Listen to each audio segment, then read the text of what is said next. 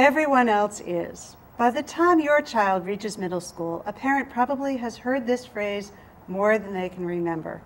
I'm here with Lauren Grouse from Real Life, Real Talk and Sarah McLaughlin from Youth Alternatives in Graham. Welcome. Thank you. Thanks.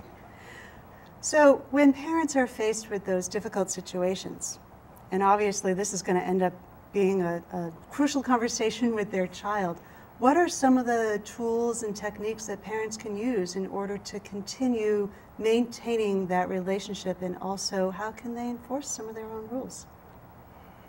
Well, I think this is really a transitional time. All of adolescence is a transitional time, but this time around puberty there's a real jump from kids being kids and being sort of used to what the rules are in the house to starting to push some of the boundaries a little bit and sort of test out where they might be able to expand their world a little bit. So I think this is a really typical scenario, first of all, for this age. Mm-hmm. And so pushing some of those buttons is obviously going to start pushing up against some of the rules that have been set in the house.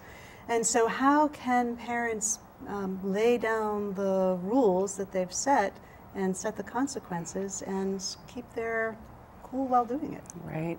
Well, in this situation, there's no consequence that needs to happen. And I like the idea of the dispassionate cop. If the parents can kind of just say, oh, well, you know, that's not going to happen. We didn't hear about that in time, and sounds like it's not really a safe situation, and the answer is no. I think that it's fair for the child to be disappointed, and I think that the skills that parents need to build is being able to weather that storm that's inevitably going to come when kids get upset, when the answer is no. Mm-hmm.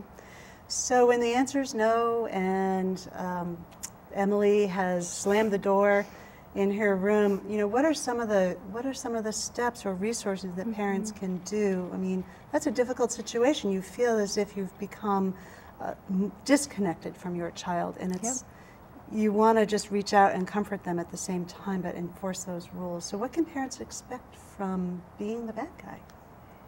Well, I think a big part of this is sort of letting there be a cool down period. So if the child's upset, you know, give him or her some just time and space to feel whatever they're feeling.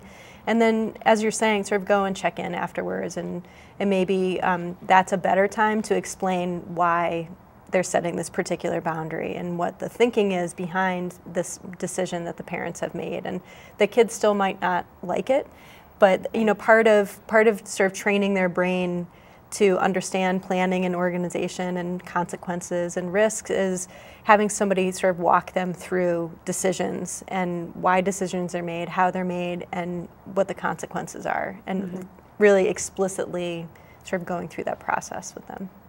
That's really great modeling. I think also that couple might take that moment while their child is having a little space to make sure that they're on the same page and have a little bit of a conversation, because it sounded like they were both caught off guard.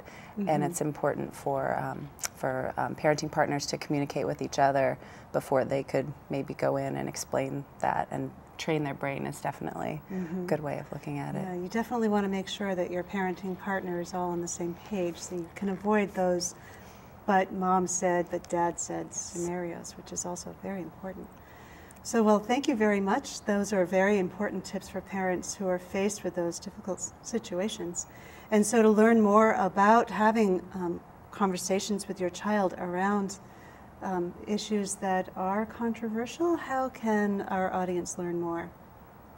Well, we offer a course at Youth Alternatives in Graham that's Parent Effectiveness in Resolving Conflict with Your Teen, which conflict with your teen is inevitable, but having good, it's just a skill-building course, and it helps parents learn how to kind of weather those storms.